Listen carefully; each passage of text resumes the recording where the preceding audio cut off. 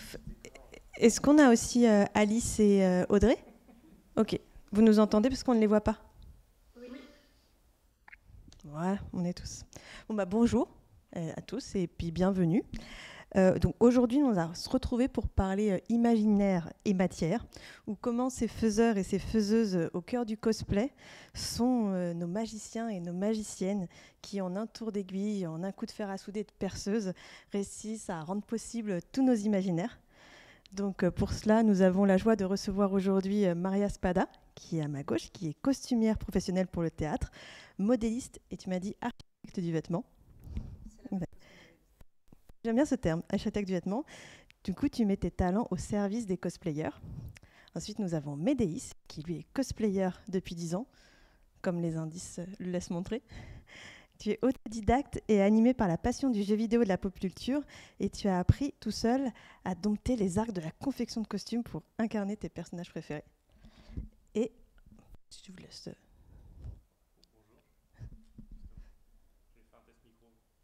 En fait, il faut qu'il y ait le petit bouton vert qui s'allume. Bonjour. Ouais, merci. Et en ligne, nous avons aussi Alice et Audrey, qui représentent le collectif d'artistes Datapolette. Donc Alice, qui est à droite, qui est hackeuse textile électronique. Et Audrey, à notre gauche, qui est designeuse textile, designer. Donc qui unissent leurs talents pour relever de fascinants défis. Vous pourrez le voir, vous pourrez l'entendre au cours de cette table ronde. Donc, je commence tout de suite dans le vif du sujet. Après, j'arrête de parler et je vous laisse la parole. On va parler tout d'abord de la création, de tout ce qui précède les étapes de la confection, ce moment où vous projetez justement tout ce moment où on imagine et après le concret arrive, le moment où l'imaginaire est roi, ce moment qui précède. Donc du coup, Médéis, puisque tu as le micro, est-ce que tu peux commencer à parler de ce qui motive tes différentes créations et qu'est-ce qui est à la genèse de tes différents cosplays? Je dirais que un des points d'entrée principal en tant que cosplayer, c'est généralement le fait de rendre hommage à un personnage qui nous est cher, qu'on aime pour diverses raisons, soit parce qu'on trouve le personnage a un caractère qui nous plaît, soit parce que le personnage il a une tenue qui nous plaît, ce genre de choses. Donc à partir de là, et en fonction ensuite on se projette quand même un petit peu dans la finalité. Est-ce que ça va être un costume pour s'amuser avec ses amis, un cosplay pour faire du concours, un cosplay pour en avoir un de plus dans sa collection. Et donc tout ça, c'est ça qui fait que, entre guillemets, moi je vais choisir tel ou tel type de personnage, sachant que moi, pour ceux qui connaissent, même personne ne me connaît, je fais généralement des persos qui sont des vilains, donc c'est aussi un choix, on va dire, parce que je trouve que les antagonistes dans les histoires sont des personnages assez intéressants, et donc j'ai toujours un plaisir à les amener à la vie via mes cosplays. Plus développé au niveau du caractère, comme tu disais. Mais du coup, tu as envie d'incarner des vilains? C'est une volonté? Oui, en tant que cosplayer, c'est quelque chose, dans les interactions qu'on peut avoir avec les gens sur les salons, dans les interactions qu'on peut... Déjà, on en voit un peu moins souvent que les héros. Et puis, c'est quelque chose que même certains acteurs qui ont pu jouer des rôles de grands méchants au cinéma, ils se disent toujours que c'est... parce que j'ai Angelina Jolie quand elle jouait Maléfique ou des choses comme ça. C'est toujours assez grisant parce que ça permet justement de passer des barrières qu'en tant que méchant, entre guillemets, le monde tolère qu'on les passe, alors qu'évidemment, on ne le ferait jamais dans la réalité. C'est cathartique un peu. Oui, tout à fait. Oui. Et puis les gens s'attendent presque à ce qu'on interagisse avec eux, je ne vais pas dire pas de manière méchante, mais avec peut-être un peu de dédain, un peu d'arrogance, parce que le personnage il est comme ça, et les gens veulent retrouver cette petite saveur, cette petite acidité dans le personnage. Et donc au final, ton moteur au départ, c'est quand même le fait de pouvoir jouer le personnage à la fin, puisque l'aventure qui va nous mener, on va le voir tout à l'heure du coup, des étapes de la confection, c'est vraiment la partie où tu peux te défouler. Oui, la partie scénique est aussi d'ailleurs parfois même un élément important, c'est-à-dire qu'avant même d'avoir fait le costume, on se dit « Ah, ce personnage-là, il est trop bien ». Et en plus, sur scène, je pourrais faire ça, ça, ça et ça. On se projette carrément sur ce qu'on va pouvoir mettre en scène sur des concours ou des scènes cosplay. soit parce qu'il y a des éléments comiques, spectaculaires ou drôles, qui font que ça devient un choix de personnage qui est motivé presque vraiment par la finalité, peut-être plus que même par le reste. Et c'est ce que je disais, en fonction des fois c'est pour la compète, des fois c'est pour la scène, des fois c'est pour le costume. Le costume, il est porté par un ou plusieurs de ces aspects, des fois tous en même temps, évidemment c'est les meilleurs. Mais l'aspect, l'incarnation du personnage, pour moi, est très importante. Ouais. Ok. Bah merci. Bon, on reviendra sur ce sujet-là. Je vais laisser Maria rebondir. Mais j'imagine que ta démarche créative est différente parce que toi, du coup, tu ne vas pas à la finalité puisque tu es plutôt dans un domaine professionnel ou quand tu fais de la création. Mais justement, c'est intéressant aussi d'avoir cet autre aspect de la genèse d'une création de costume. Par quoi ça commence et qu'est-ce qui fait que tes débuts, quoi. Oui, moi je suis quelqu'un qui travaille d'une façon assez carrée, on va dire. Et donc quand quelqu'un vient vers moi pour avoir justement le côté technique de la chose, donc avec Livanar, on a commencé du coup une marque de patrons pour le cosplay, justement parce que ma démarche dans le travail fait que ça devient intéressant aussi pour les autres. En fait, moi, je vais toujours commencer du coup d'une image de référence, donc comme tu disais, d'un personnage. Du coup, c'est pas moi qui fais le choix du personnage. Et c'est pas forcément un personnage dont toi tu es fan, pour le coup. Non, alors après, qu'avec Mélisse, on est plutôt dans quelque chose. Oui. Ouais. Après, j'ai jamais fait quelque chose que je n'aimais pas pour le moment. Et c'est chouette, du coup. Moi, je prends l'image du coup de référence et je la scanne. C'est vraiment quelque chose de très technique, on va dire. Je la scanne avec le milieu, je regarde tous les éléments qui sont nécessaires. Je commence à faire les calculs des proportions par rapport au corps du personnage. Aussi l'interprétation au niveau de comment on dit en français, anthropométrie. Okay. C'est le fait de le corps d'un personnage qui est peut-être fictif. Okay. La morphologie peut-être. Oui, non, c'est pas grave. C'est la description italienne. Okay. Le français, c'est pas ma langue principale. Le fait de traduire dans le corps d'une personne réelle les éléments qui sont dans le corps de quelqu'un qui n'existe pas. Comme par exemple un personnage qui serait de forme humaine, donc une personne, mais avec des dessins qui sont, par exemple, la tête, c'est un truc qui est carré, par exemple, ou avec des très longues jambes ou de très longs bras, comme on peut avoir dans les mangas, par exemple. Il faut que ce soit traduisible dans le corps de quelqu'un qui existe vraiment, avec des vraies proportions, tout en gardant les proportions qui nous rappellent ce personnage. Donc il ne faut pas dénaturaliser tous les éléments, mais il faut quand même que ça puisse se traduire sur une personne qui existe vraiment, du coup. Et du coup, moi, c'est vraiment la partie où je m'amuse un peu, c'est justement le fait de comment je peux traduire ça avec quelque chose de tangible, qui puisse vraiment être porté, en fait. Parce que forcément, quand on design un personnage, on ne va pas se poser la question « Tiens, est-ce que ça, c'est réalisable en vrai ?» Ça, c'est à nous, après, de le faire. Et du coup, en fait, parce que la partie un peu fun de se dire « Bon, je vais faire tel personnage parce que je l'adore, je sais pas, je vais incarner la princesse Zelda parce que j'ai envie d'être elle. » Toi, tu ne l'as pas trop dans ton travail, puisque, en fait, en général, on te passe commande. Oui. Pardon, j'ai perdu mon propre fil. Mais est-ce qu'il t'est déjà arrivé justement de refuser tes personnages, quand tu acceptes ou pas une commande, est-ce que c'est juste par faisabilité technique ou c'est aussi par affect? Des fois tu dis non, je suis désolée, mais là en fait je sais très bien que je vais pas aller au bout, donc non merci. C'est un mélange des deux, on va dire, si ça m'arrive de dire non. Souvent c'est aussi par rapport au temps. Parce que des fois, des gens, ils arrivent avec un projet qui a l'air génial, et puis ils te disent, voilà, il me le faudrait pour jeudi. Et toi, tu fais genre, ou pas. Donc, c'est une question souvent de temps. C'est aussi des choses qui sont très difficiles à calculer au niveau du temps et au niveau de faisabilité. En fait, on se rend compte vraiment au moment où on est en train de le faire. Et c'est aussi qui est chouette aussi dans le cosplay, comme dans le théâtre, c'est quelque chose qui est très proche. C'est le fait de se dire... Bon, ça, en vrai, c'est pas vraiment réalisable, mais je vais quand même essayer de le faire. Je vais quand même essayer d'inventer une façon que visuellement, ça donne la même idée, même si finalement, c'est pas vraiment ça.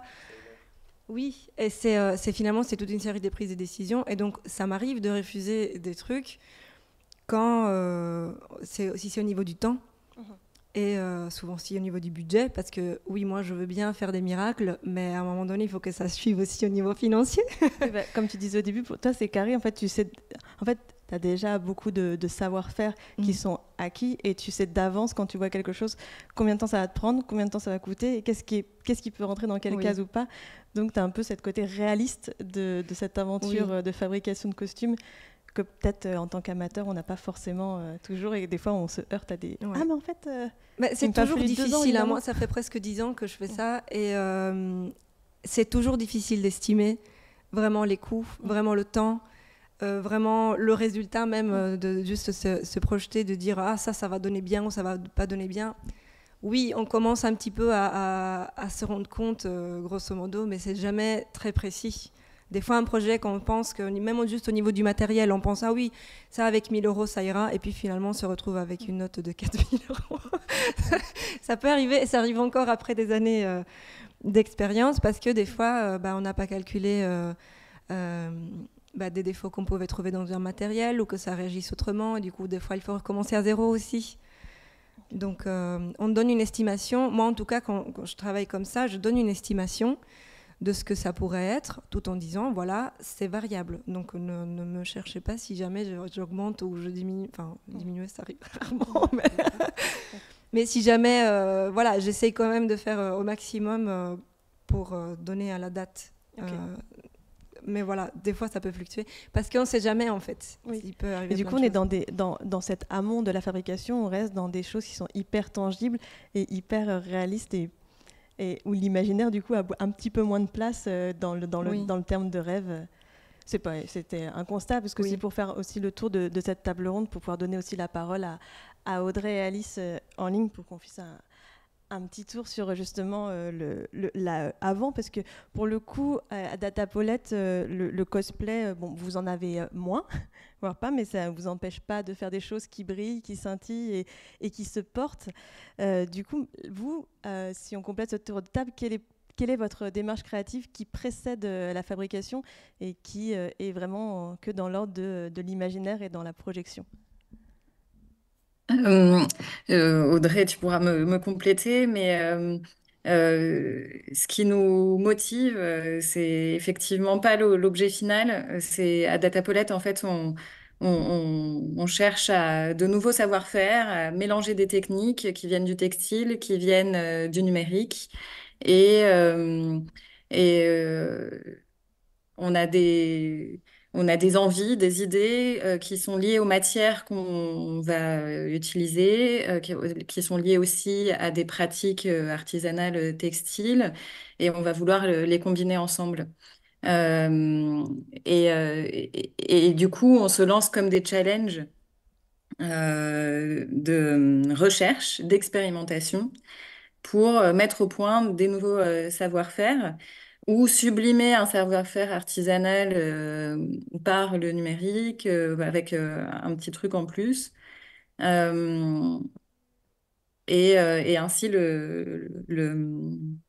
donner une nouvelle vie en quelque sorte. Donc c'est avant tout les matières et les techniques qui précèdent la création, et c'est les expérimentations qui nous portent. C'est la curiosité technique de la bidouille, quoi. Oui, et puis parfois c'est plus que de la bidouille. Non, c'est quand même... Alors bidouille est un mot très valorisé dans mon vocabulaire, Ouais. de l'expérimentation, on va dire. Ouais.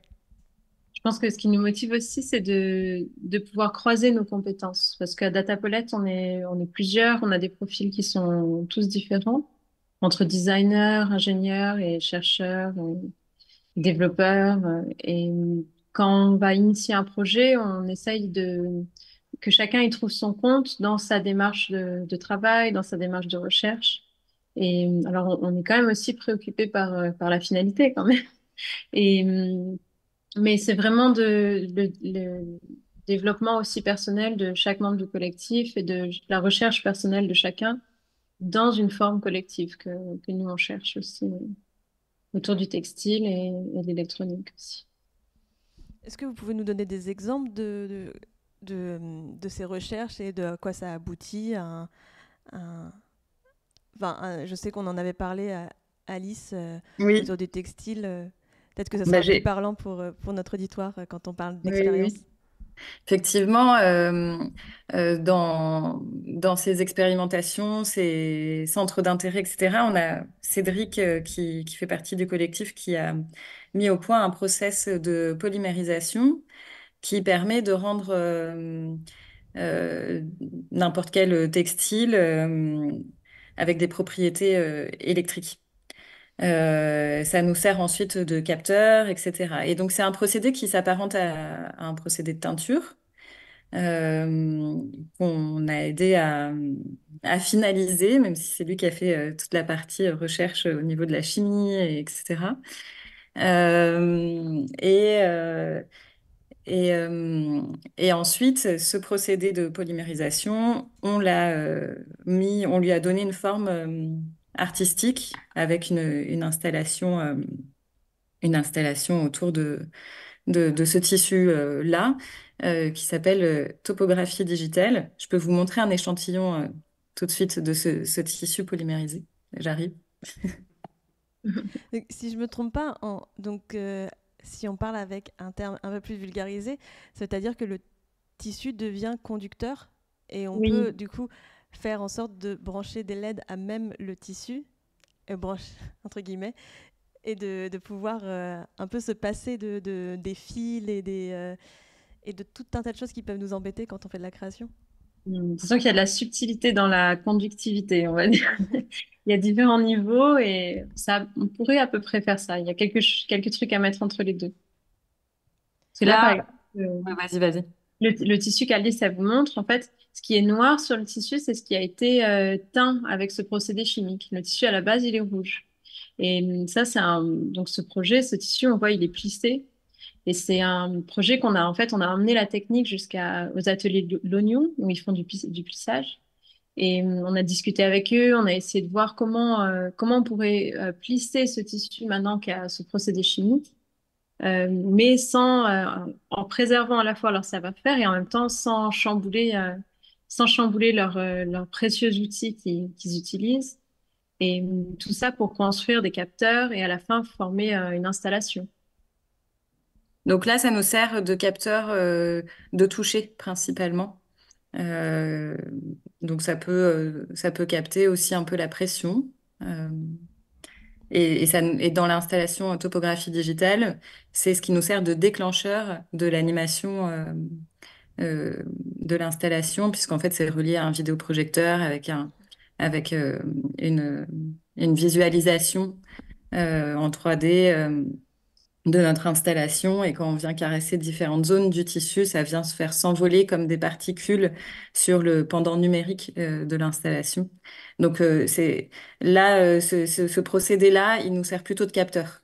Ok. Et, mais effectivement, quand on pousse les expérimentations et les idées sur ce sujet-là, on a vraiment envie d'aboutir à la possibilité de faire des circuits imprimés, mais sur le textile directement, et qui permettrait du coup aussi de faire plus que des capteurs et de faire carrément tout le circuit dans le tissu lui-même, dans sa fibre, sa composition la plus, euh, Intime.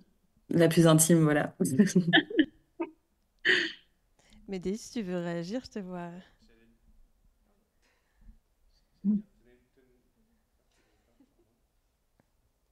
J'allais dire, tenez-nous au courant. Parce que, alors, le circuit imprimé sur le tissu, ouais, ça m'enlèverait pas mal de problèmes. Bah oui, et puis ça apporte de la flexibilité. Exactement, oui. Mm. On va le voir, en fait, quand on fait de la fabrication, c'est toujours une histoire de partage et d'échange de savoir-faire. Donc, ce moment, on est un peu en mode méta sur la fabrication. Et bon, du coup, maintenant, enfin, on a déjà commencé à l'aborder. C'est vrai qu'une fois qu'on a imaginé quelque chose, maintenant, il faut le mettre en place. On passe par différentes étapes où on conçoit, on fait des croquis, on commence à faire des essais, des erreurs, vous en avez parlé, avant d'arriver à la fin. Pendant tout ce temps-là, j'imagine, on apprend des choses. Est-ce que vous avez une méthode de création à partager Je te redonne la parole, mais dis. J'ai un process un peu, on va dire, un peu classique, notamment quand je fabrique de l'armure. Après, c'est vrai que dans les costumes, on retrouve le côté dont tu parlais au début, dans une approche un peu différente, c'est-à-dire d'analyser l'image de référence et de se dire, OK, ça c'est tel type d'armure, je sais faire, tel process, patron papier, détail, découpe de mousse, etc. Ça, type de tissu avec un rendu machin, OK, on fait imprimer avec, soit on fait imprimer le tissu, soit on fait imprimer avec des reliefs. En fait, pour chaque partie du costume, on fait déjà l'inventaire de ce qu'on sait faire. Et ensuite, généralement, comme on a tendance, comme on est un petit peu masochiste et cosplayer, on aime bien choisir des trucs qu'on ne sait pas faire parce qu'on veut toujours faire plus gros, plus fort, mieux qu'avant.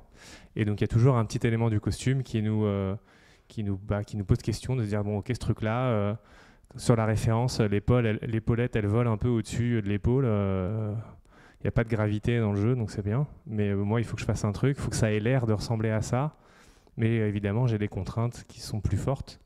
Donc, je vais faire des essais.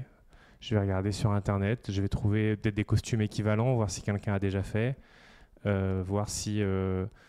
voilà. En fait, c'est ce qu'on disait, c'est entre guillemets collaborer, en tout cas voir si des gens peuvent nous aider, en parler avec d'autres cosplayers, s'ils ont une idée, et comment ensuite on peut trouver les choses. Et après, généralement, c'est beaucoup d'expérimentation. On fait des essais, il y a un truc, on va être satisfait. Je sais pas, ça va bien tenir, mais on va trop voir que le support qui fait que l'épaulette elle est un peu surélevée par rapport à l'épaule. Il y a un autre procédé qui va être très bien d'un point de vue visuel, mais du coup l'épaulette elle va, je sais pas, je dis n'importe quoi, elle va se balancer parce qu'elle sera trop souple, enfin sur un support trop souple. Donc après il faut trouver des astuces, des compromis, et puis à un moment on choisit, on se dit bon bah je vais choisir généralement de la solidité à machin, quitte à ce que ce soit moins bien, mais si j'ai pas d'autre solution à un moment donné, je prends une décision comme le disait. Comme elle le disait juste avant, pour dire voilà, ça va ressembler à ça, et pour telle et telle raison. Et après, c'est typiquement des choses qu'on va justifier aussi quand on fait des costumes de concours, parce qu'on présente donc une image de référence et on présente ensuite notre costume, et on explique nos choix, on explique pourquoi on a pris cette décision-là, et le jury comprend de dire voilà, j'ai testé 2 solutions, j'ai choisi celle-ci pour telle raison, l'autre truc je l'ai testé, ça marchait pas pour telle raison, et ça valorise le travail du cosplayer et tout l'aspect recherche qu'il peut y avoir au moment de la réalisation. Et c'est vrai qu'on ne fait pas forcément la recherche avant. Moi, j'ai tendance à la faire au moment où je suis au pied du mur. Bon, il faut grimper le mur ou casser le mur, mais on va essayer de trouver un moyen de faire les choses. Je vous ai laissé le micro pour avoir l'occasion justement d'échanger entre vous. Du coup, Joubert, est-ce que tu peux me mettre le retour de Alice et Audrey? Comme ça, n'hésitez pas à lever la main quand vous voulez prendre la parole pour rebondir ce que vous dites les uns les autres. Moi, je vais m'effacer un petit peu, je reprendrai la parole dans quelques minutes, mais je vous laisse plutôt justement confronter vos parcours et vos cheminements à chacun. Tu voulais terminer ta vie. Je retrouve tout à fait ce que tu dis dans le fait de prendre des décisions, comme je disais avant. Moi, étant donné que je suis beaucoup plus dans le truc technique, disons que j'essaye de le faire avant, mais je ne suis pas du tout à l'abri de me retrouver moi aussi. Disons que ça m'arrive aussi très souvent parce que des fois, on pense avoir des automatismes. Quand on fait les choses plusieurs fois, on se dit c'est bon, j'ai compris, je vais peut-être que pour faire plus vite, des fois, je vais sauter cette étape-là. Et puis finalement, on se retrouve ah oui, d'accord, cette étape était importante, je vais quand même reculer d'un pas, je vais la faire. Donc c'est voilà, il y a toujours, enfin de mon côté aussi, il y a toujours un travail que je fais en amont où je m'assieds, où je vais travailler, écrire, comment je vais faire chaque chose. Maintenant, moi de mon côté, je suis vraiment presque exclusivement du côté du vêtement, donc je vais me concentrer sur tout ce qui est le textile, etc.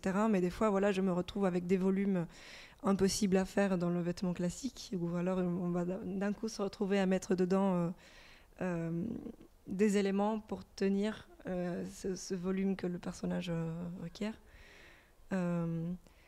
J'apprends encore un peu les règles dans le cosplay par rapport au matériel justement qu'on peut utiliser ou qu'on ne peut pas utiliser, parce que dans le théâtre, en fait, on a beaucoup plus de liberté pour les choses qui sont permises sur scène. La seule contrainte, c'est que ça ne doit pas faire mal à la personne qui le porte et qu'il ne soit pas inflammable aussi, évidemment.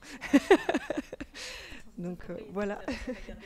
Et parce que du coup, dans le théâtre, moi, ce que je fais beaucoup, c'est souvent, j'utilise par exemple la cage à poules, les trucs qu'on utilise pour les... Oui, de grillage, voilà. Pour tenir les gros volumes qui sont un peu impossibles à tenir tout seul quand c'est juste du tissu.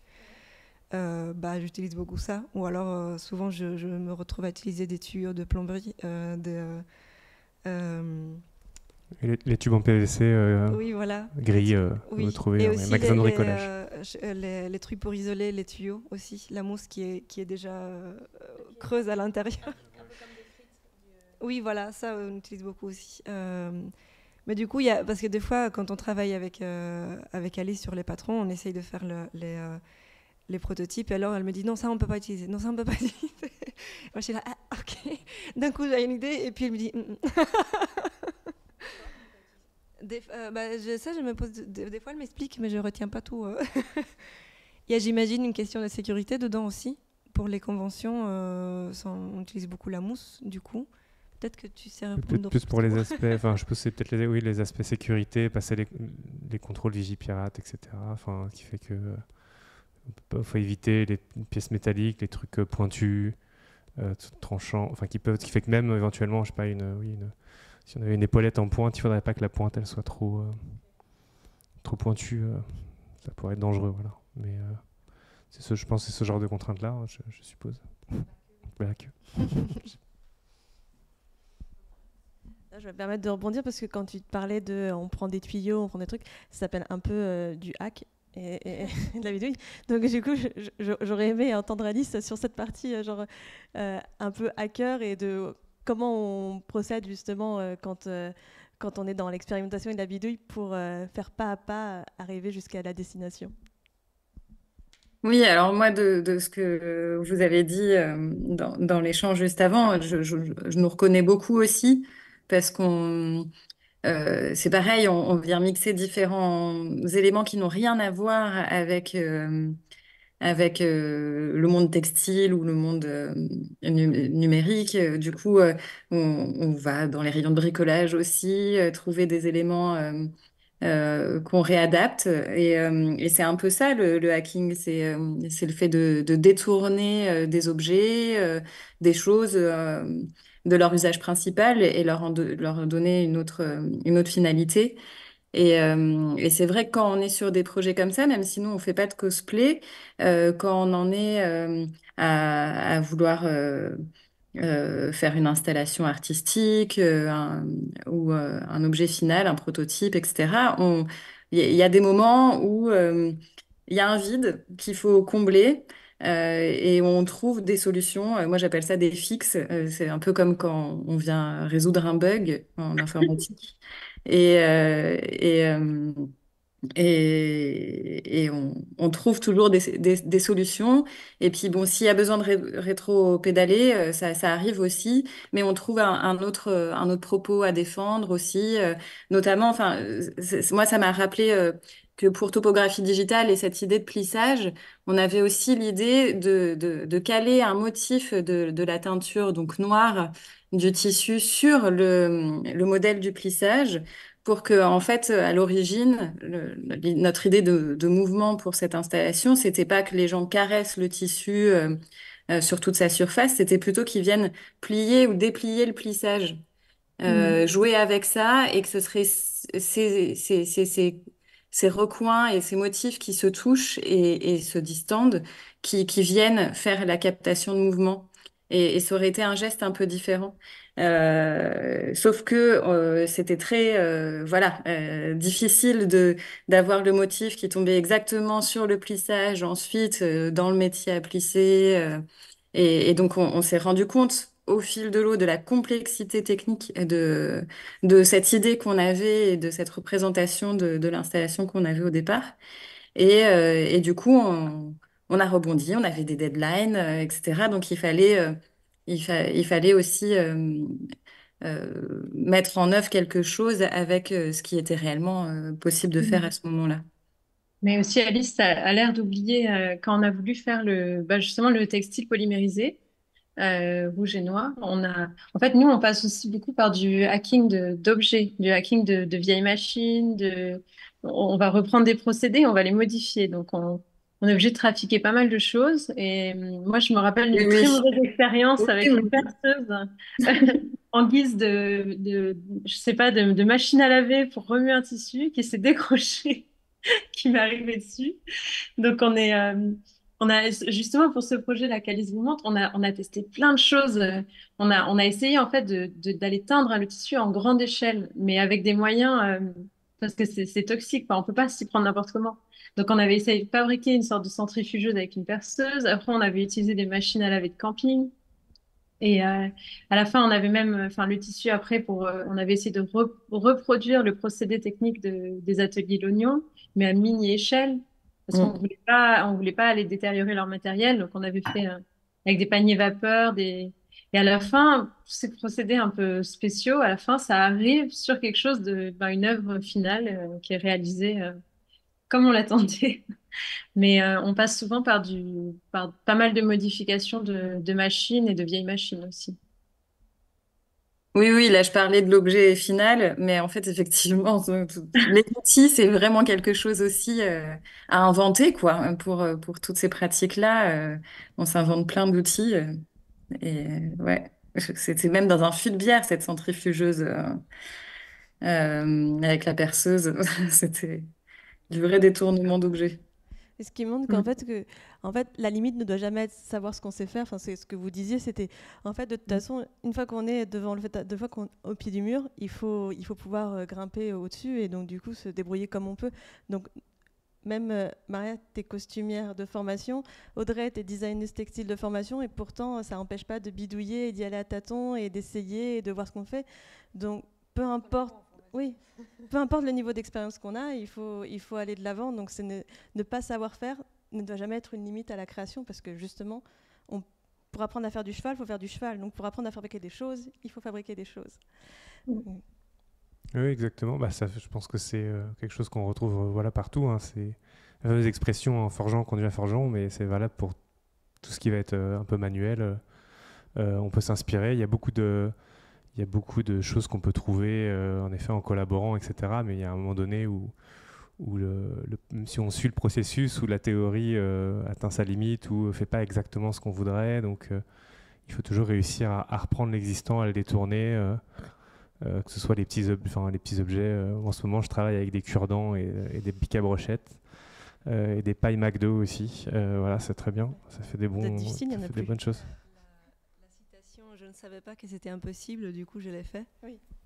Ouais, c'est un peu l'idée, ouais. De beaucoup de gens, je pense, qui ont dans notre paternité, je ne sais plus qui c'était, mais... non, mais du coup, et aussi, il y a une dimension, et je pense que vous l'avez un peu effleuré, et j'aimerais bien qu'on la voit un peu plus en profondeur, c'est que quand on crée, donc évidemment on apprend en faisant, mais on n'apprend pas tout seul, on apprend avec... et peu importe notre niveau de compétence, il y a toujours besoin d'un échange, et aucune création ne se fait seule. Bon, en plus, chez Datapolet, vous êtes en collectif, donc on sait de quoi on parle. Quand on parle de cosplay, on parle de communauté, et quand on parle d'artisanat, on parle d'atelier, donc vous êtes forcément les uns avec les autres pour vous partager. Donc, est-ce que vous pouvez un peu rebondir sur cette idée, voir ce que ça vous inspire? Je vous passe le micro aussi.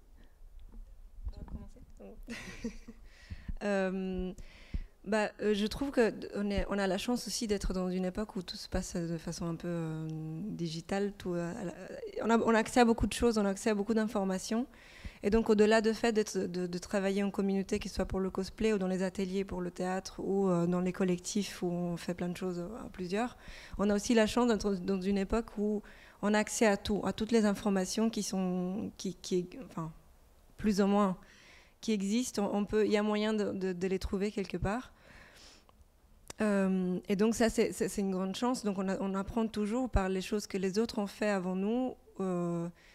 Et on a... tu parlais par exemple du fait de voir sur Internet avant s'il n'y avait pas quelqu'un qui avait déjà fait plus ou moins ce que tu voulais faire. Il y a 20 ans, les gens ne pouvaient pas forcément le faire après. Donc je me dis déjà, nous, on a cette chance-là. Et puis voilà, je trouve que ça reste un procédé tellement humain, parce que finalement, l'humain, c'est un être sociable, donc on va toujours aller vers l'autre, ne fût-ce que pour avoir son opinion, de dire, tiens, j'ai essayé de faire ça, qu'est-ce que t'en penses? Et même quelqu'un qui n'a rien à voir avec le métier qu'on fait peut donner une opinion et dire ah tiens pourquoi pas essayer comme ça. Donc même juste les idées de quelqu'un d'extérieur peut nous donner un. Tu as un exemple dans un costume que tu as fait peut-être dernièrement où tu as besoin justement du collectif. Dernièrement, j'ai commencé à travailler avec des matières que j'avais pas vraiment l'habitude d'utiliser, comme des matières très stretch. Et il se trouve que dans l'atelier où je travaille, il y a une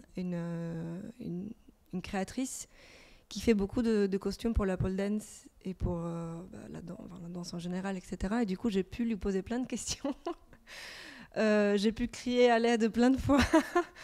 C'est le diable, cette matière, il faut vraiment sentir loin. Ouais, je sais pas. Et du coup, elle m'a pas mal aidée, elle m'a donné plein des petits conseils, dire ah tiens, une matière qui est tellement, ça t'échappe des mains, c'est un truc qui est très élastique, qui est très léger. Et je dis comment tu le domptes en fait, cette bête, comment Et donc elle me donnait des conseils à ça, tu peux le stabiliser comme ça, tu peux utiliser ça pour ou tel fil ou tel machin selon le type de truc qu'on est en train de faire. Bref, c'est encore un autre univers à part. Pour moi, c'était vraiment ouvrir un truc. Waouh, c'est quoi ça Bref, et du coup, oui, le fait d'avoir une collègue dans mon atelier c'était son champ d'expertise, c'était clairement pas le mien.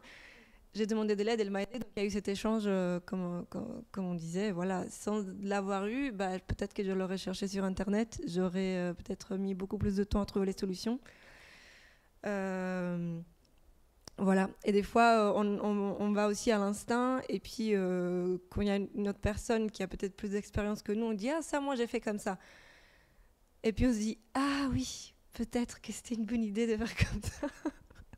Enfin, je pense alors à l'histoire avec la perceuse qui est super drôle. Enfin bref. Donc je me dis, il y a plein de gens qui ont pu faire des procédés comme ça, et puis d'un coup, il y a quelqu'un qui est déjà passé par là et qui va dire « Ah, moi, j'aurais fait comme ça » ou ça m'est arrivé de faire plutôt d'une autre façon ». Et du coup, on se retrouve aussi dans des situations comiques où on se dit « Ah si, c'est vrai, j'aurais pu m'éviter cette crise d'angoisse. » Bref. Je te laisse finir. Oui, je rebondis. C'est vrai que sur le cosplay, c'est évidemment une grande communauté, donc il y a beaucoup de gens qui partagent leur savoir-faire. Il y a des vidéos, il y a des tutos. Donc on trouve, pareil, il y a quand même une banque de données assez importante. Après, il y a aussi, c'est vrai que je trouve qu'un truc qui marche bien, c'est vrai que d'échanger avec des gens qui sont complètement hors de la confection en général, ou de la fabrication, c'est bien aussi parce qu'il y a c'est marrant d'en parler avec des collègues, puis je sais pas, lui il est en train de refaire sa terrasse et il va me dire un truc, ah mais moi je fais ça comme ça, machin, et puis je dis ah ouais tiens, ça c'est quoi ça ton produit, je vais voir, en fait des fois on se retrouve à utiliser des choses qui sont vraiment pas du tout auxquelles on n'aurait pas du tout pensé, parce qu'on va vraiment chercher des choses dans tout ce qui marche, donc en fait n'importe quoi. Avec les contraintes qu'on peut avoir de sécurité, poids, fabrication, transport et tout, toutes les contraintes qu'on peut se fixer après nous. Mais je trouve que c'est quelque chose qui marche bien, et même pour sa propre réflexion, c'est quelque chose qu'on retrouve aussi chez pour moi, j'appelle ça un peu l'effet Dr House, c'est-à-dire que vous êtes un peu enfermé dans votre bulle à essayer de résoudre des problèmes, et Dr House, il a toujours trois stagiaires qui a priori n'y comprennent rien, en tout cas selon lui, mais avec qui il échange. Parce que ça lui permet de ranger ses idées, et puis à un moment il y a quelqu'un qui va dire un truc et il va tiquer, il va dire mais oui, et il va trouver en fait il trouve la solution tout seul, mais il a besoin des autres pour avoir cet échange.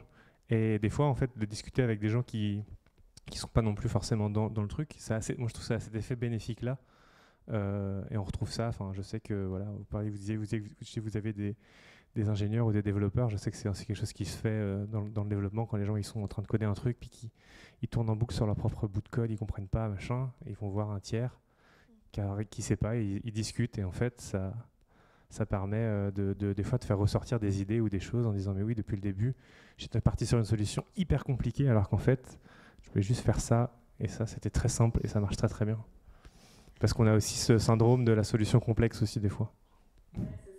En informatique, dans le jargon, on dit que c'est le rubber duck, cette personne tierce qui vient nous aider à réfléchir et qui n'y connaît pas spécialement grand-chose. C'est le canard en plastique, quoi, à qui on va discuter, avec qui on va parler. Et moi, j'aime beaucoup avoir cette position de canard en plastique parce qu'en fait, on vient questionner des choses hyper basiques juste pour les comprendre. C'est ça qui se passe pour la personne tierce. Et puis pour la personne qui cherche une solution et qui se casse la tête depuis des heures sur la même chose, ça vient l'aider à formaliser. Donc, ouais, en fait, ce phénomène-là, on le retrouve partout. Et le travail en équipe et l'échange avec les autres est essentiel. Nous, à Datapolet, on a ça à cœur, puisque on reprend souvent des projets de gens de la communauté textile et électronique qui publient également, etc. On les réadapte et on vient publier également notre adaptation de la recherche ou du procédé. Et tout ça, ça fait grandir la communauté. C'est aussi très lié à la philosophie de l'open source. Et si on n'avait pas tout ça, effectivement, ce serait plus difficile d'avancer. C'est d'ailleurs pour ça, moi, que j'ai rejoint le collectif Datapolet. J'avais besoin d'échanger et de trouver d'autres gens un peu passionnés des mêmes choses que moi pour arrêter de tourner en rond toute seule chez moi. Oui, puis c'est vrai que sur l'aspect cosplay, comme c'est très multidisciplinaire, on arrive toujours, entre guillemets, à se monnayer, entre guillemets, les échanges. C'est-à-dire qu'évidemment, une très bonne couturière va vouloir faire un peu d'armure, elle ne connaît pas trop. Nous, on fait bien de l'armure, mais on n'est pas trop dans la couture. Voilà, en fait, il y a un côté, on se troque des infos, parce que ça prend du temps et ça peut être justement assez technique. Donc des fois, on passe une après-midi avec une personne qui va nous expliquer les bases, mais voilà, la charge de revanche sur d'autres choses. Et en fait, il y a cet échange sain qui se fait entre les gens. Si des fois, on veut vraiment rentrer dans des choses très compliquées ou travailler sur des matières ou des choses, je sais pas, très particulières, peut-être sur, je sais pas, de l'électronique ou des choses comme ça. Mais c'est un échange constant. Et puis après, il y a des gens, c'est pareil, comme la communauté fait aussi ressortir certains costumes, certaines prestations sur scène avec certains décors ou certains effets. Et donc après, ça devient ah tiens, comment il a fait ça? Et c'est quelque chose qui va rentrer entre guillemets dans le catalogue des solutions pour toute la communauté, puisque la personne aura fait parler d'elle avec ce subterfuge en jouant sur les proportions. Voilà, j'ai un exemple d'une cosplayeuse qui s'appelle Baka Cosplay qui avait fait un personnage d'Overwatch. C'est un personnage qui a une jambe de bois. Et donc en fait, elle avait travaillé sur les proportions de son espèce de short. Et en fait, elle avait juste replié sa jambe au niveau en mettant son talon au niveau de sa fesse, hein, et avec son truc. Mais comme les proportions jouaient avec le tissu, etc., en fait, il y a beaucoup de gens qui pensaient qu'elle était vraiment, qu'elle avait vraiment perdu sa jambe quelque part et qu'elle faisait un cosplay. Mais du coup, en fait, c'était juste une bonne manière de le faire et de jouer en effet sur les proportions du pantalon notamment, pour qu'elle puisse suffisamment cacher sa jambe, puisque ça prend quand même un petit peu de place, et ce genre de choses. Donc après, on se dit, ça devient plus un blocage de dire quelqu'un qui va se faire potentiellement vouloir faire un pirate ou un truc, enfin quelqu'un qui aurait même, je sais pas, une jambe bionique, ça peut ne plus être un blocage parce que quelqu'un est arrivé avec une solution à cette époque-là. Et donc, en fait, ça vient enrichir le catalogue de solutions pour tout le monde, finalement. Du coup, dans cette question de partage, en fait, on appelle ça de la documentation, au final. Nous, dans le monde maker, on appelle ça ainsi. C'est quand on trouve quelque chose, on le documente pour que ça serve à quelqu'un et qu'effectivement, quand quelqu'un cherche quelque chose, s'il veut savoir si quelqu'un l'a fait avant, c'est documenté quelque part. Et en général, les sources sont importantes. Et je me permets d'utiliser cette perche parce qu'on en avait parlé avec Datapolet, où on disait que vous, c'était limite une finalité, justement, la documentation de vos recherches. En fait, et c'est la finalité du monde hacker de effectivement de détourner, de réinventer quelque chose qui existe sous brevet ou pas forcément, mais des missions, c'est documenter quelque chose qui existe sous brevet pour pouvoir, tel Prométhée, le donner au commun des mortels. Oui, ouais, tout à fait. Nous, c'est ce qui nous porte aussi beaucoup. C'est important pour nous de pouvoir publier d'une manière ou d'une autre nos travaux et nos procédés. Du coup, on utilise ce terme-là de documentation, mais on a aussi des publications de recherche qui ont été publiées à des conférences d'ordre scientifique. Et donc, on essaye d'essaimer tout ça un peu dans différents mondes. Et je ne sais pas si tu veux compléter, Audrey. Je pense qu'il y a des choses aussi auxquelles on se frotte et on s'essaye même par rapport aux publications scientifiques en fait, nous, on a trouvé, par exemple, les quelques fois, on a publié dans des conférences scientifiques c'est marrant parce que souvent, c'est des universités. Enfin, ce n'est d'ailleurs que des universités qui vont publier. Et puis nous, en fait, nous, c'est nous-mêmes qui publions. Et au lieu d'avoir une université derrière nous, on a Datapolet, un hackerspace. Donc, on trouve que c'est aussi, c'est intéressant. Et je pense que c'est intéressant aussi de déplacer, en fait, d'où vient cette documentation. Parce que là, en fait, ces conférences où il n'y a que des universitaires et donc que des financements universitaires. Nous, on est sur un financement qui est purement personnel par des projets. On démarche des bourses qui vont permettre de développer le projet. Et après, avec ça, on publie aussi de la même partie. Je trouve ça intéressant. En fait, pour nous, c'est aussi des mondes auxquels on se frotte. Des fois, ça match, des fois, ça match pas. C'est vrai mais il y a aussi la documentation sur Internet mais je trouve aussi que dans tous les cas, comme par exemple le cosplay, on va aller défiler, on va aller à l'événement. Je trouve qu'en fait la présentation aussi du travail, que ça soit des recherches ou que ce soit une œuvre d'exposition, cette publication en fait, cette présentation en public, elle a aussi beaucoup d'importance parce que c'est là où on va aller discuter, on va aller créer en fait, nous, c'est pour ça qu'on participe pas mal d'événements ou qu'on va des fois participer autant à des sortes d'ateliers, à des petits, parce qu'en fait, je trouve que c'est la discussion qui est particulièrement intéressante de faire sortir les personnes aussi de leur zone de confort, de leur zone d'habitude et même les enfants, de faire susciter des questions, en fait, aussi. Donc, oui, ça passe à la fois par de la documentation sur Internet, mais aussi du contact avec le public. De l'échange direct. Mm. Et de toute façon, l'échange avec le public, c'est un peu la finalité d'une création. Quand on fabrique quelque chose, le but, c'est de la montrer, de la démontrer, de pouvoir qu'elle ne reste pas que pour soi et que dans son atelier. Et en plus, dans le cosplay, il y a la question d'incarner un personnage pour soi, mais aussi pour les autres. Est-ce que c'est ce bout du chemin-là qui est le plus important? Est-ce que c'est là où l'aventure DIY se termine pour toi, Médéis, ou est-ce qu'il reste un peu de chemin de bricole à faire? Il y a toujours des choses. En fait, l'aspect, oui, si on est sur un aspect déambulation dans un salon, on va mettre son costume et puis on va se balader, voir les stands, puis on va recroiser des gens qui partagent la même passion pour tel ou tel univers. Donc voilà, on est dans un échange, les gens vont prendre des photos avec nous, etc. Après, comme on disait, il y a l'aspect scénique, donc qui va plus jouer pour les concours ou même des défilés.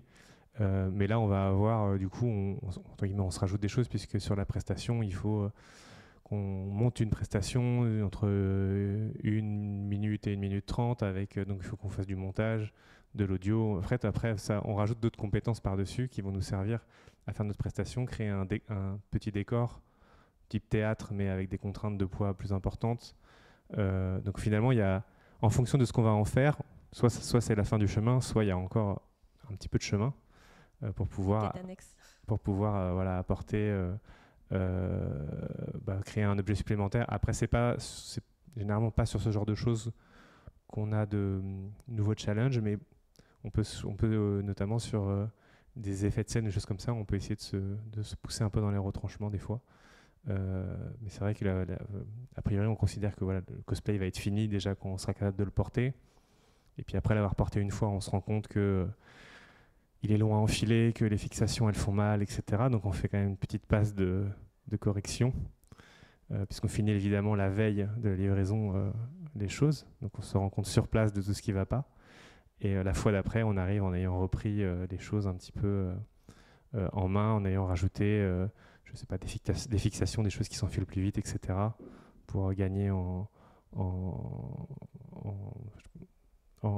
liberté, quoi. Je ne sais pas d'ailleurs justement dans les aspects théâtre, aujourd'hui je sais que, je pense que si le costume il a vocation à servir je pense que les approches ne seront probablement pas la même si on se dit que ça va être un costume qui va devoir s'enlever rapidement parce que la personne va devoir prendre un autre rôle ou parce que voilà, c'est le principe de la pièce elle-même, que si c'est un costume qui va être porté pendant plusieurs heures, etc. Je pense que les contraintes sont différentes. Mais en général, on le sait à l'avance.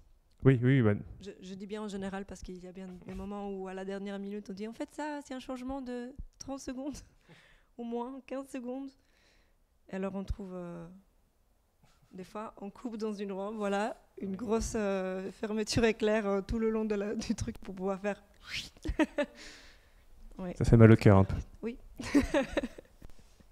Et moi, je pensais par rapport au cosplay, y a pas c'est toujours dans une reproduction d'un personnage. Il n'y a pas de. Est-ce que ça arrive parfois de créer un personnage vous-même? Oui, ça se fait, oui. Il y a des gens on appelle ça les OC, les Original Character. Donc, les personnages originaux, vous pouvez créer votre personnage et aller plus loin que juste se dire j'ai créé, je sais pas. Juste un capitaine pirate, mais de dire voilà, en fait on va rajouter pour le play, on va ajouter d'autres choses. Il vient de là, il fait ça, il est comme ci, il est comme ça. J'avais croisé une personne en cosplay dans un salon et en fait je reconnaissais pas son personnage, donc je lui demande d'où ça vient. Et il me dit en fait c'est un personnage de mon comics, donc de ma BD. Donc la personne elle avait écrit son propre personnage et elle lui a donné vie dans son costume. Et j'ai dit bah ouais en fait c'est voilà, et du coup en fait il y avait plus que le personnage lui-même, il avait tout ce qu'il avait déjà écrit comme histoire autour de ce personnage-là. Parce que justement là tu me parles en tant que entre guillemets ta voix de civil et pourtant tu as ton costume de je ne risquerai pas à dire le nom de ton costume si tu veux me le corriger. Non, pour beaucoup c'est un costume de samouraï, oui, tout simple, voilà. Et ensuite, c'est un crossover avec le personnage de Cell de Dragon Ball Z, mais c'est plus pour les érudits et ceux qui connaissent l'univers, forcément. Ok. Ma connaissance s'arrête avant. Mais du coup, justement, j'imagine le jeu, du coup, c'est d'incarner. Et tu disais, donc, bon, j'imagine que tu n'as pas une dépersonnalisation au point de croire que tu es ce personnage, mais quand tu portes un costume, l'idée, c'est vraiment de te mettre dans la peau. Avant tout pour toi ou pour les autres? On en parlait un peu comme quand on va à Disneyland et qu'on a 4 ans et qu'on voit Cendrillon passer, on est persuadé que c'est Cendrillon et c'est pas une personne dans le costume de Cendrillon. Du coup, après, quand on est dans le cosplay et qu'on va dans la convention, on s'amuse à retrouver ça. C'est quoi le moment qui est grisant? C'est vraiment d'incarner le personnage et de vivre une autre vie? Ou c'était avant, en fait, l'amusant? Je dirais que chacun va trouver son bonheur. Déjà, quand les gens le reconnaissent, c'est déjà pas mal. C'est qu'on a déjà rempli une partie du contrat. Après, oui, c'est assez grisant de pouvoir, en effet, avoir certains personnages. C'est vrai que ça marche avec les tout petits. J'ai un cosplay du personnage de Thanos, où je me grandis d'ailleurs un peu, où j'ai pas mal travaillé sur les proportions.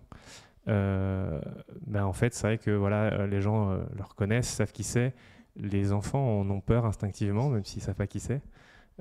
Donc là, on s'assoit entre guillemets dans notre rôle et les gens s'attendent à certaines réactions. Donc Thanos va claquer des doigts évidemment, ce genre de choses. Même s'ils savent qu'ils ont une chance sur deux d'y rester, mais c'est pas grave. C'est ce qui est attendu par les gens, par le personnage. Donc oui, on incarne ce rôle-là. On n'est pas forcément très souriant si on joue un vilain. Voilà, c'est plus cette approche. Puis de temps en temps, on sort un peu du personnage. Quand on croise des amis, on se fait des sourires et des coucous et des machins. Mais on essaie de rester un peu dans le personnage. En tout cas, moi, c'est quelque chose que j'aime faire. Et sur scène, dans une prestation, c'est là où on peut vraiment donner le potentiel de toute l'incarnation du personnage. Du coup, Maria, quand on n'incarne pas le personnage, mais qu'on a travaillé pendant des heures et des heures, voire des semaines et des mois sur un costume, la satisfaction, elle est où? Elle est dans voir le costume sur scène du point de vue du spectateur, du coup, après l'avoir fait. C'est la fierté aussi de dire « Ah, j'ai aidé à faire ça, ça c'est très, très bien. » C'est différent évidemment parce que du coup on n'est pas dans le spotlight. Moi j'aime pas trop être au centre de l'attention, je suis toujours très mal à l'aise. J'aime bien le fait d'être dans un travail de l'ombre et de faire profiter les autres. Je suis vraiment très à l'aise là-dedans. Et du coup, quand je vois quelqu'un porter quelque chose que j'ai pu faire, c'est très très chouette. Je sens, c'est vraiment la fierté de se dire cette personne, elle incarne un personnage, j'ai aidé à le faire. Il y a quelque chose qui est très chouette quand ça se passe. Non, mais parce que quand on parlait, pour revenir à notre propos de départ sur cette incarnation de l'imaginaire, je sais pas, je vais donner un exemple, mais tu me corrigeras avec des exemples tangibles que tu as vécu. Quelqu'un veut être la fée Clochette, donc tu lui crées un costume de la fée Clochette, tu regardes, donc tu te renseignes, tu fais tes patrons, comme tu disais. À la fin, donc tu compares la version, tu fais une comparaison des deux versions. Et est-ce que pour toi, quand tu la vois, tu vois ton client ou tu vois la fée Clochette sous tes yeux? Quelle est la dimension genre, projection imaginaire versus réalité dans ce que tu fais? Et si tu as un exemple, ça m'aide toujours à mieux comprendre. Si je vois la fée Clochette, c'est que j'ai bien fait mon travail. Forcément, je vois toujours un petit peu mon client dedans, mais après, ça dépend aussi du talent du client en question. Non, je pense que je vois la fée Clochette, et si j'arrive à la voir, justement, je me dis « Bravo Maria, t'as bien travaillé !» Je pense que c'est justement le fait Enfin, c'est un peu ce qu'on recherche aussi quand on fait le personnage. Moi, j'ai aussi tendance à beaucoup communiquer avec le client. Je ne vais pas juste faire de mon côté. Et puis, enfin, si ça m'arrive aussi, mais je préfère quand il y a cet échange. Voilà, est-ce que c'est vraiment ça que tu voulais ou pas? Ça, parce que de toute façon, dans le théâtre, c'est pareil. On est toujours en constante communication avec le metteur en scène qui prend les décisions. Et même si la costumière, elle peut inventer l'esthétique d'un personnage, etc., il y a toujours le dernier mot de la personne qui est au-dessus de toi pour dire oui, ça va ou non, ça va pas. Et donc oui, quand le costume est fini et que je vois le personnage incarné soit par un cosplayer ou par un acteur sur scène, c'est justement, je vois le personnage quand ça m'arrive de le voir et je me dis waouh, c'est chouette, c'est vraiment la fée Clochette et c'est moi qui l'ai faite. Oui, il y a quand même ça et moi je trouve ça chouette aussi de pouvoir le voir parce que j'imagine que quand on l'incarne on a moins cette vision parce que du coup vous voyez en photo, en vidéo, etc. Moi j'ai la chance de pouvoir voir dans tous les angles après le costume, comment il se porte sur la personne, etc. Que peut-être, je sais pas... Il y a vraiment une dimension du créateur. Comme si tu avais créé un personnage dans un jeu vidéo, tu as créé un personnage dans la vraie vie, mais un personnage qui avant n'existait que dans notre mythologie, quoi. Je pense que c'est un peu aussi comme un illustrateur avec un écrivain. C'est le fait de faire sortir quelque chose qui est juste dans le mot, le mettre en image. Moi, je pense que c'est un peu comme ça, de quelque chose qui est en deux dimensions, de le ramener un peu à la vie, entre guillemets, et puis laisser le rôle au cosplayer de vraiment le ramener à la vie avec tout ce qui va avec. Ouais, c'est vrai. Ce costume est tiré d'une illustration, donc en fait c'est le cycle de la vie. Il y a quelqu'un qui a proposé quelque chose. Je sais qu'il y a beaucoup de cosplays qui sont faits à partir d'illustrations parce que les gens ils ont des pattes particulières. Là, c'est un crossover samouraï avec l'univers Dragon Ball Z. Moi, quand je l'ai vu passer sur mon téléphone, je me suis dit oui, on le fait. Enfin, c'est un truc. Et du coup, je sais que j'ai pu échanger un peu avec l'artiste. Lui il trouvait ça très cool, tu vois, qu'en fait que ça aille plus loin que son travail à lui, et qui disent, en fait, il y a quelqu'un qui a fait l'effort de prendre mon travail pour lui donner vie, etc. Enfin, du coup, ça fait une continuité, en fait, et peut-être que ça va encore redonner quelque chose qui va ensuite, un cycle de création vertueux qui fait qu'on va continuer à produire des choses. Chacun nourrit la créativité de l'autre. Exactement, en fait. Je vois plus Alice et Audrey. Est-ce que vous voudriez bien rebondir justement sur cette question de cette finalité de concrétiser un projet une fois qu'on le montre? Qu'est-ce qui est la joie dans cette fin du chemin pour vous Ouais. Moi, je pensais notamment, enfin, c'est pas tout à fait, je pensais à quelque chose qui est pas tout à fait par rapport à cette question, par rapport à tout à l'heure quand il parle des costumes et justement d'une image, on veut atteindre un résultat. Moi, ça me fait beaucoup penser à quand j'étais plus jeune, quand j'étais enfant, je pense que ce parcours m'a amené jusqu'à Datapolet, en fait. Je me suis rendu compte après que quand j'étais enfant, par souci de moyens, on faisait beaucoup de choses, qu'on rafistolait maison, qu'on modifiait maison, je me disais, mais comment le t-shirt là, avec le logo, comment il est imprimé comme ça? Parce qu'on pouvait pas, mes parents n'avaient pas les moyens pour acheter ça. Et en fait, petit à petit, je pense que c'est ça qui m'a emmené progressivement vers faire de la sérigraphie, maîtriser les techniques de textile. Parce que comment, un petit peu comme quand on parle dans les costumes, quoi, comment atteindre le résultat de ce personnage? Moi, c'était plus comment atteindre ce t-shirt là, qui a ce genre d'imprimé. Comment je pourrais le faire moi-même puisqu'on ne peut pas l'acheter. Oui, c'est ça. Il y a une grande satisfaction à faire ce qui n'existe pas. Tout simplement. Ouais. Oui, puis d'acquérir en fait d'acquérir des techniques en fait parce qu'au final, par exemple, Mélis, par ses recherches pour atteindre des personnages, ce que tu décrivais, c'est qu'au final, tu es passé de, alors je sais pas du tout ta pratique ou ton autre métier ou quoi, mais tu es devenu un super bricoleur de 3D, de costumes, de matières. Et tu as acquis des tas de compétences, en fait, comme tu disais, des fois en voyant aussi quelqu'un d'autre qui fait quelque chose de complètement autre, en croisant en fait ces techniques. Et moi, je pense que c'est ça qui m'a aussi amené progressivement jusqu'à étudier les textiles et puis après former Datapolet pour que il y ait un accès comme ça, il y a un accès à ces méthodes et justement, par exemple, à la Cité des Sciences avec le Fab Lab, de pouvoir avoir accès à des outils. Je pense que ça aussi, c'est quelque chose qui va apporter beaucoup de solutions pour les personnes créatives et les personnes qui veulent aussi, en quelque sorte, gagner une sorte d'autonomie, que ça soit par le Fab Lab, par le Hackerspace ou par les documentations sur Internet, en fait. Voilà, moi, ça me faisait penser beaucoup à ça. Merci Oui, et en pour fait, ce moment de promo. c'est satisfaisant, effectivement. C'est ça qui est satisfaisant. Et d'être reconnu pour ce qu'on fait soi-même. Oui, parce qu'en final, ce qu'on fait, c'est un peu nous. Mm.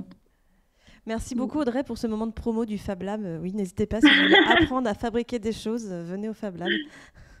Disons que c'est vraiment je pense que c'est très, très important d'avoir accès à des machines, à des personnes et des techniques. Mais il y a beaucoup de machines qui peuvent solutionner le temps et en fait, l'humain est aussi bon à faire autre chose des fois.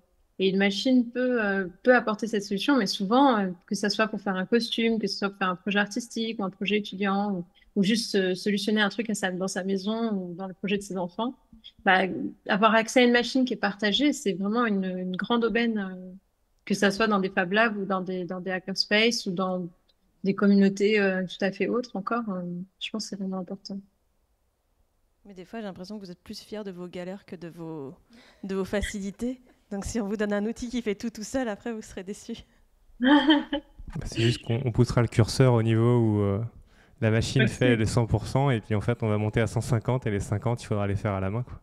Oui, c'est ça. C'est sûr. Oui, c'est vrai. Ça permet d'aller plus loin. Bon, je vois que l'heure tourne. Merci beaucoup. Avant de clôturer la conversation, déjà, je vous demandais si vous avez des sujets que vous vouliez, un propos que je n'aurais pas eu le temps d'aborder, que vous dites, on aurait pu parler de ça, ça aurait été énervant qu'on n'en parle pas, ou si on a fait le tour de la question. Et en attendant que vous y réfléchissez, peut-être je peux demander dans notre public si des gens ont des questions. Je viens de te passer le micro. Bonjour, moi j'ai pas mal de questions en fait. Déjà pour vous, je voudrais savoir combien de temps a pris votre costume. Un costume type, en moyenne, combien d'heures il prend et son coût de fabrication.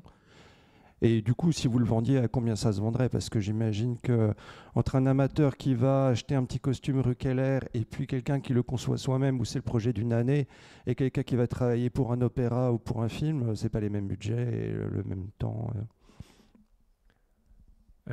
Alors là-dessus, je dirais qu'il n'y a pas forcément de cosplay type en termes de...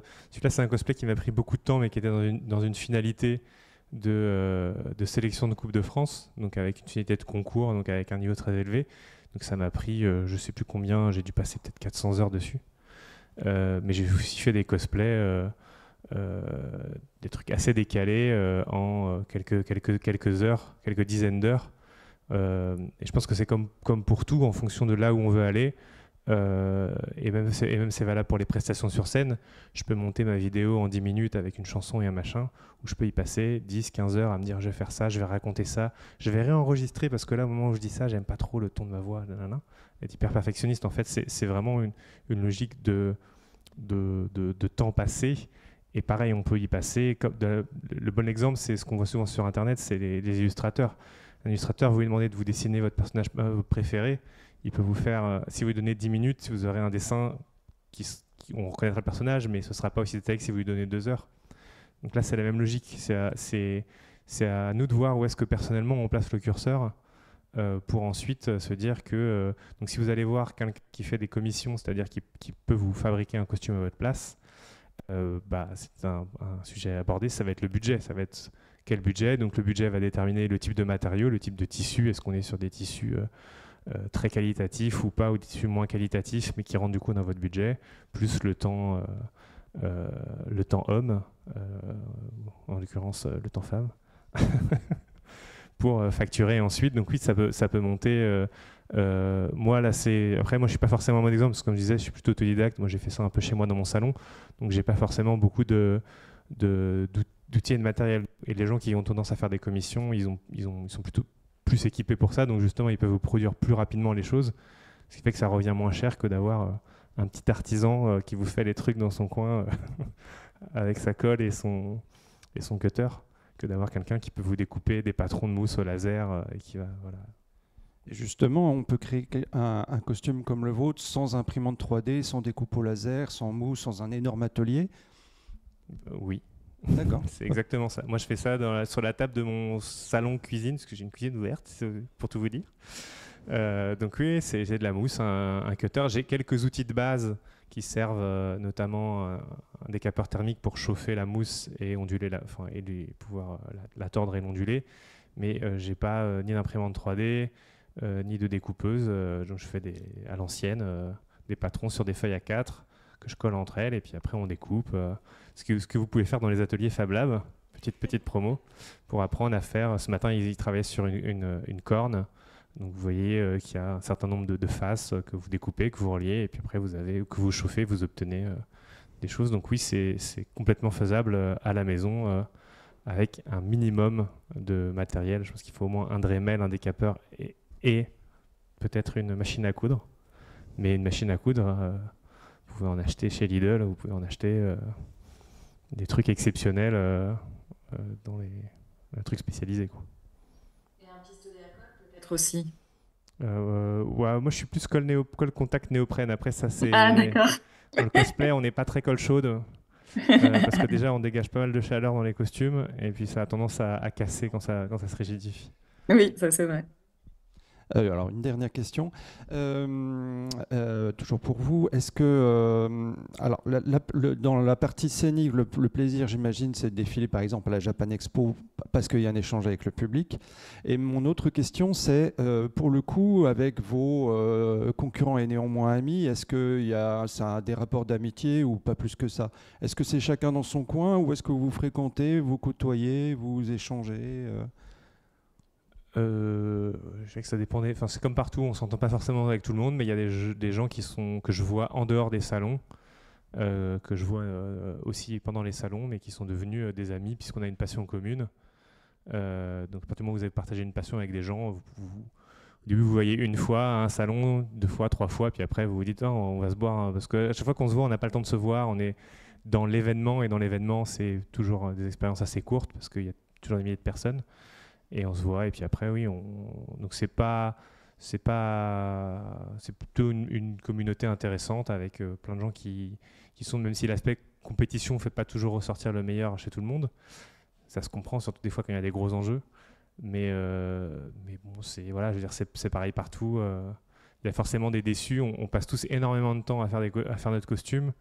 On arrive sur scène, on passe avec 15 autres personnes et on dit le gagnant, c'est lui ou c'est elle.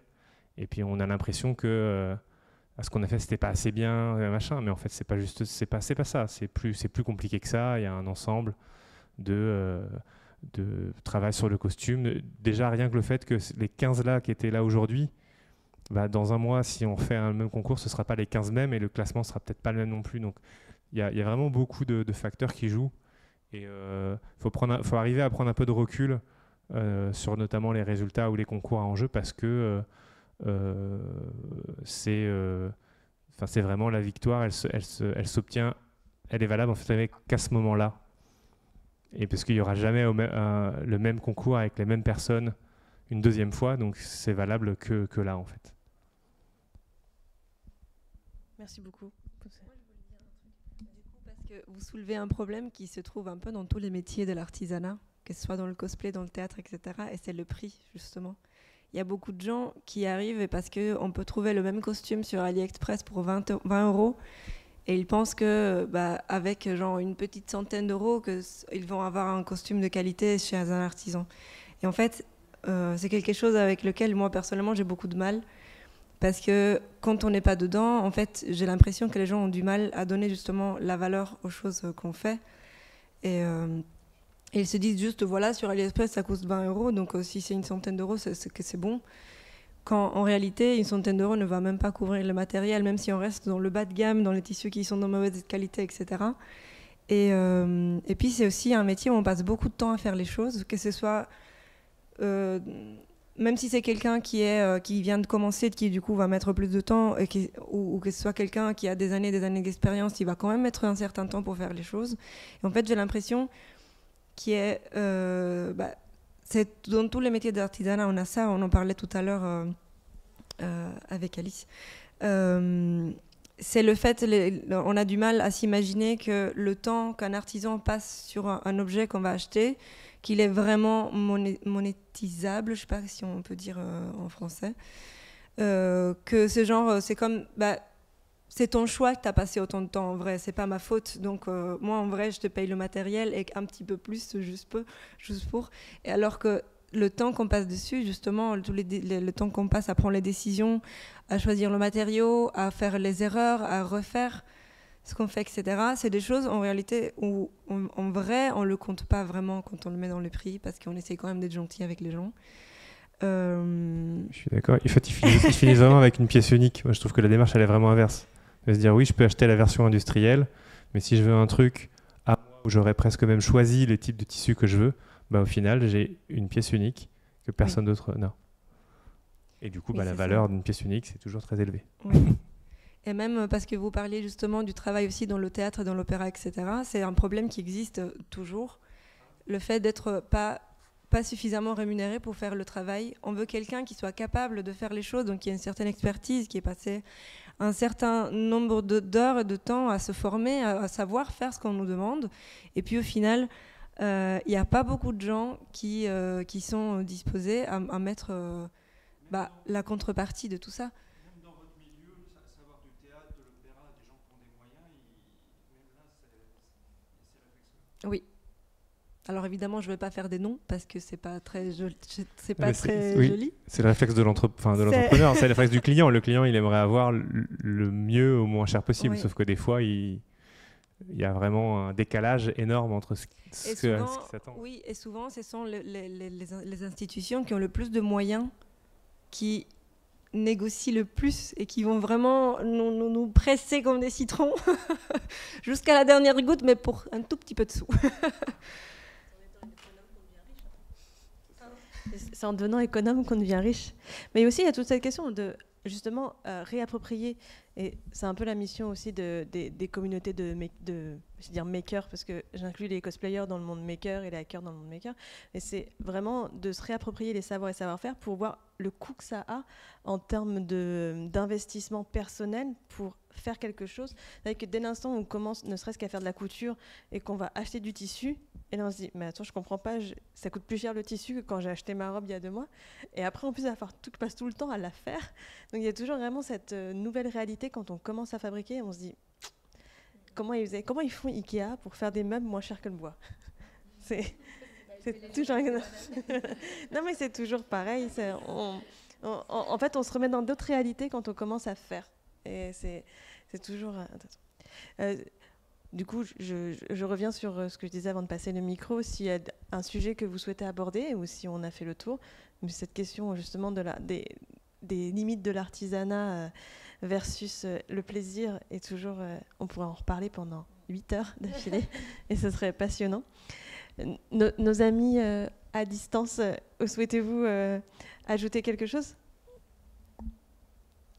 Ou avons-nous fait le tour de la question ? Je pense que de mon côté, on a fait le tour de la question, et je vous remercie de nous avoir invités à prendre part à cette discussion-là. Eh bien, c'est moi qui vous remercie, d'ailleurs, vous 4, d'être venus et de nous avoir permis ces échanges. Merci aussi notre équipe, notamment Alexiane, d'avoir contribué à ce moment de partage, puis vous, d'être venus nous écouter et d'avoir fait que, justement, on puisse avoir des échanges aujourd'hui. Et bien, je vous laisse profiter de la suite de cet événement cosplay. Et vous souhaite une bonne journée. Merci. Merci. Merci.